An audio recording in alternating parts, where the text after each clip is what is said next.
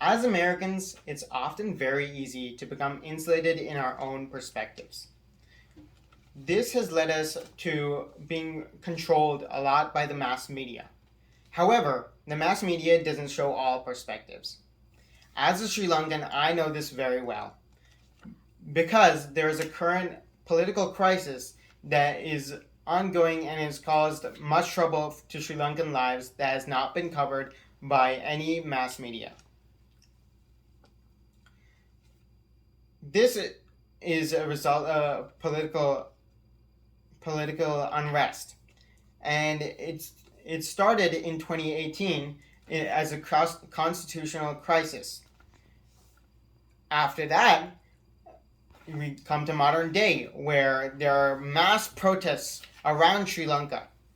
And finally, I'd like to focus on what future goals the Sri Lankan government has for mitigating this crisis. Going back to 2018, this all began when the Prime Minister of Sri Lanka, Ranil Wickremesinghe, was ousted by the current president Maithripala Sirisena. He was ousted in favor of Mahinda Rajapaksa, who was already a former president.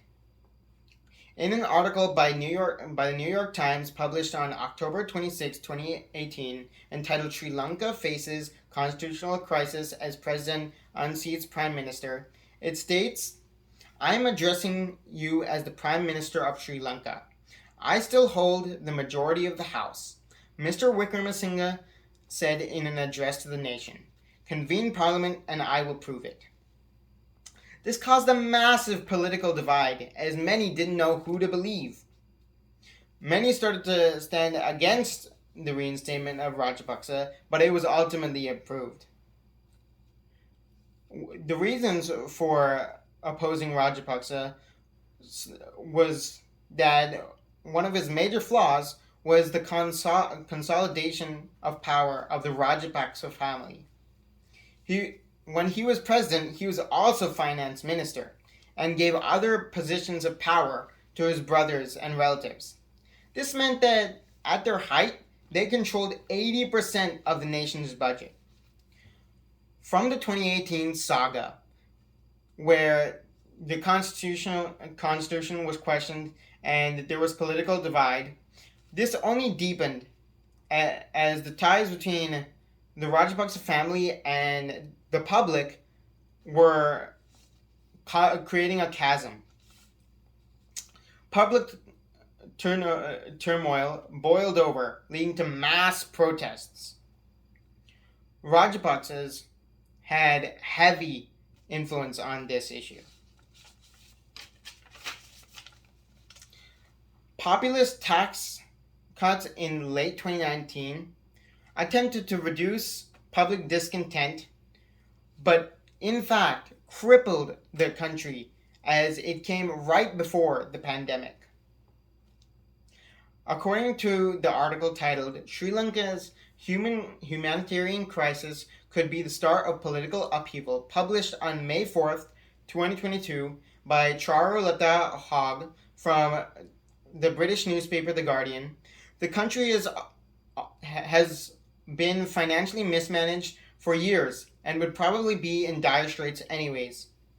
But an ill-advised sudden decision by the President Gotabaya Rajapaksa to ban all agricultural fertilizers in April 2021 has driven what was historically healthy crop yields through the floor and further pushed prices. This flagged Sri Lanka as not being able to pay its debts, with 2 million in cash reserves and 5 million in debt. This placed a great amount of pressure on the Sri Lankan people. This caused a preemptive default and also led to the country being more vulnerable to COVID-19 and other economic issues. Taken from the Washington Post article, Nilusi Koswanga, titled How Sri Lanka Landed in a Political and Economic Crisis and What It Means, He stated that one of the primary causes of political backlash were the ensuing policies after the country defaulted. The authorities have raised the interest rates, devalued the local currency, and placed curbs on non-essential imports. Resources like food and gas became way too expensive for the working class Sri Lankan. This led to massive protests as hundreds were injured in the weeks ahead and some even died.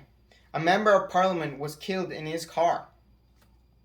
Angry mobs started shouting, "Gota, go home," referencing his United States passport and citizenship naturalization. Now that we've discussed the heart of the issue concerning protests and resource shortages, let's move on to the actions taken by the Rajapaksa family toward the political crisis.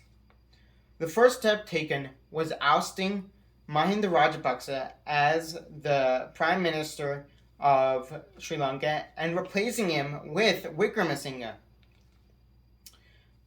Another step the Rajapaksas took were to get more aid from India and China to carry the economic burden. But this also meant that Sri Lanka was going deeper and deeper into debt. Today, I inform you about the political conflict that has brewed in the nation of Sri Lanka since 2018, as it has improved from the fight over power leading to economic instability to massive protests and finally a hole in political improvement. This topic is meant to give you a broader view of the perspective that exists, focuses on Sri Lankans becoming more known. It's time for all of us to learn more about the news today. Your notes.